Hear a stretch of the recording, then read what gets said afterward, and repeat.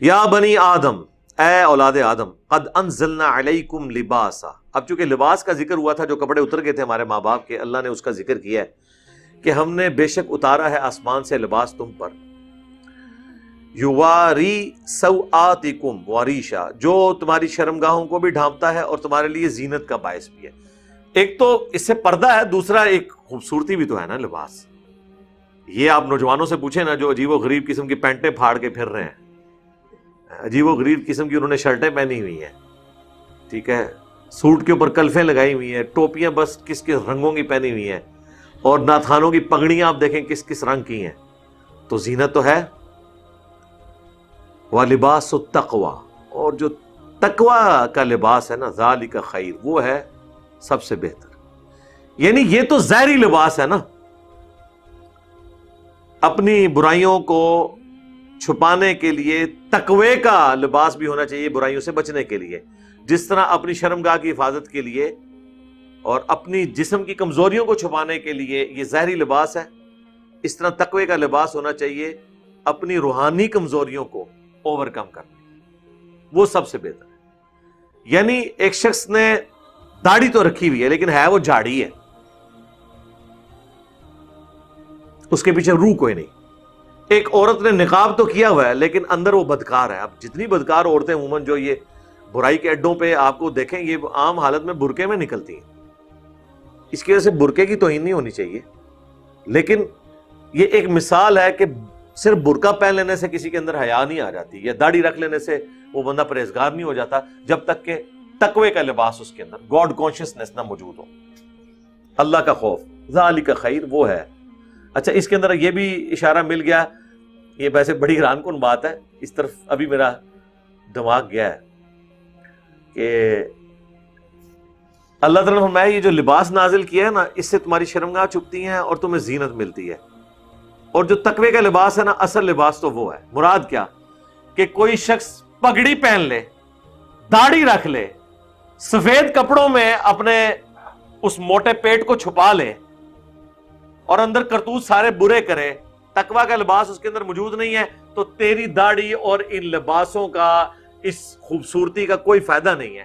جو صحیح مسلم میں حدیث ہے، اللہ تعالیٰ تمہاری شکلوں اور مال کو نہیں دیکھتا، دلوں اور اعمال کو دیکھتا ہے. تو یہ جو ظاہری لباس ہے زینت ہے، شرمگاہ چھپاتے، لیکن اس سے آپ لوگوں کو دھوکہ نہیں دینا جب تک آپ کے اندر تقوی کا لباس موجود نہیں ہے. یعنی اگر پگڑی ہے، داڑھی ہے، لباس سنت کے مطابق ہے، ٹخنے بھی ننگے ہیں، کم شیطانہ علیہ نے مفتی عبدالعزیز علیہ، تو ان چیزوں کا کوئی فائدہ نہیں. دیکھ لیں سب کچھ موجود ہے. وہ قرآن شریف پکڑا ہوا ہے اس نے جب وہ کام ڈال رہا ہے.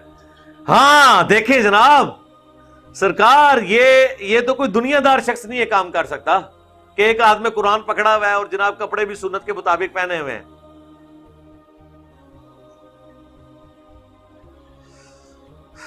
لا حول ولا قوت الا باللہ. ذالک من آیات اللہ، یہ ہے اللہ کی آیات، لعلہم یذکرون، تاکہ تم نصیحت حاصل کر سکو.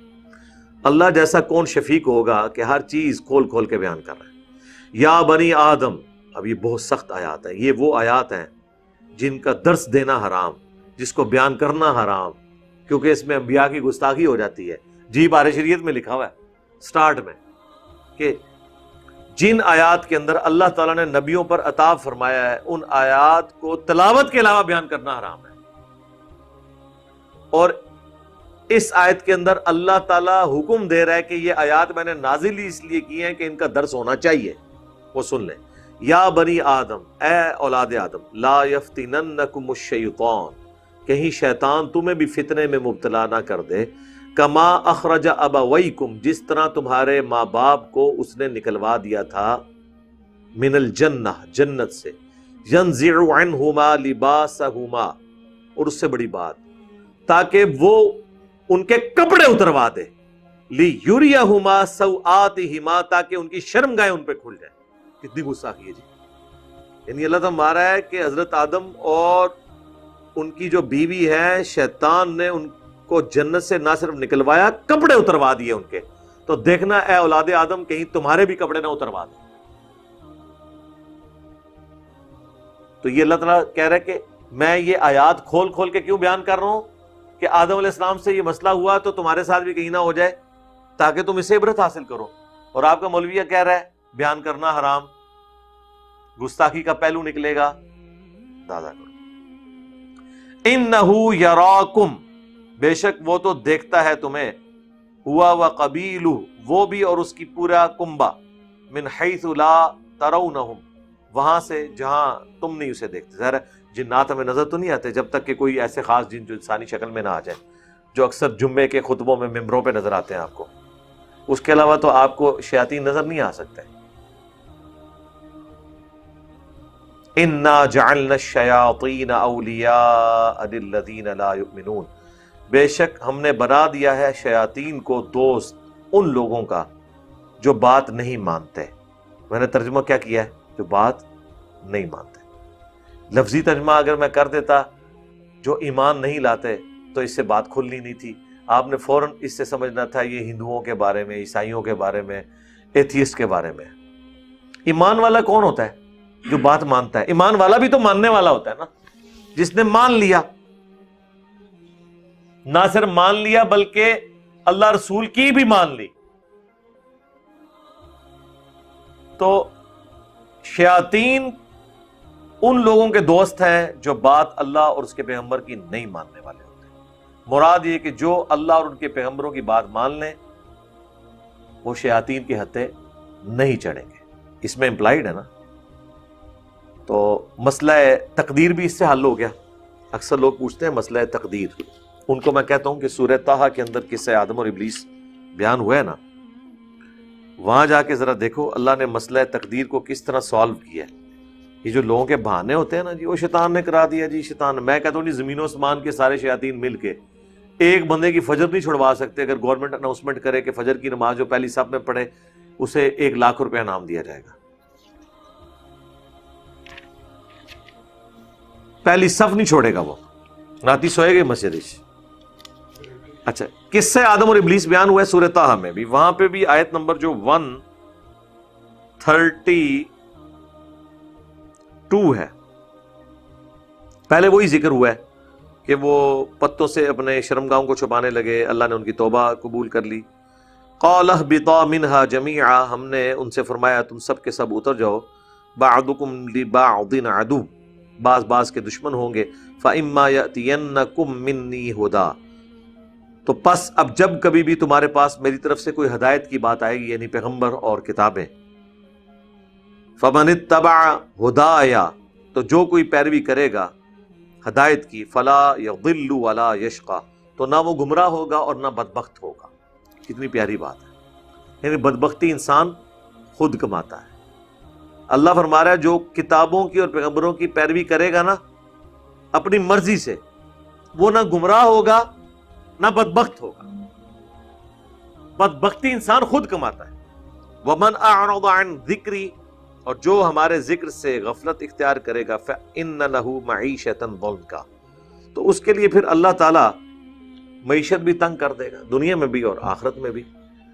تو یہ بدبختی انسان خود کماتا ہے. شیطان اللہ نے آزمائش کے لیے انسان کے ساتھ اٹیچ کیا, لیکن اسے اختیار کوئی نہیں دیا. اس کے اوپر میں پچھلی دفعہ کافی تفصیل سے بول چکا ہوں. وَإِذَا فَعَلُوا فَاحِشَةً, جب کوئی وہ بے حیائی کا کام کرتے ہیں, قَالُوا وَجَدْنَا عَلَيْهَا آبَاءَنَا, وہ کہتے ہیں ہمارے آباء و اجداد کو ہم نے ایسا ہی کرتے ہوئے دیکھا تھا.